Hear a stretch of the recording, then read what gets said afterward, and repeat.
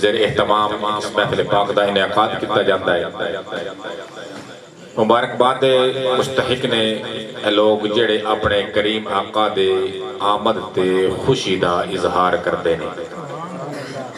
محفل پاک دا باقاعدہ آغاز تلاوت کلام مجید نال ہوئے گا، لیکن جو آیا مقدسہ پڑھی رب کائنات نے فرمایا قل بفضل اللہ وبرحمتہ فبذالک فلیفرحوا، کہ اے محبوب ان اپنے غلاماں نو اطلاع کر دیو، قل انہوں فرما دیو بفضل اللہ، جس وقت تہاڈے تے اللہ دا فضل ہوئے، وبرحمتہ اور اللہ دی رحمت ہوئے، پھر اے نہیں کہ چپ کر کے بیٹھ جاؤ یا ایک سیڈے لگ جاؤ، نہیں، فل یفرحو، پھر خوشی کیتا کرو۔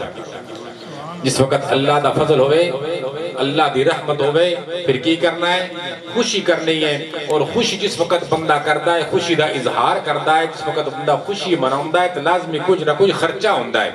رب کائنات نے فرمایا ہوا خیر مما یجمعون، تسا جڑا خوشی تے خرچہ کیتا ہے نا، ہوا خیر مما یجمعون، اس دے نالوں بہتر ہے جڑا تسی جوڑ کے رکھیا ہے، جڑا جمع کر کے پیچھے رکھیا ہے، اس دے نالوں اے بہتر ہے۔ لجپال آقا علیہ السلام دے غلاموں، اے محفل پاک سالانہ محفل میلاد مصطفیٰ صلی اللہ علیہ وآلہ وسلم جس دی ابتدا تلاوت کلام مجید دے نال کرانگے، تو تلاوت کلام مجید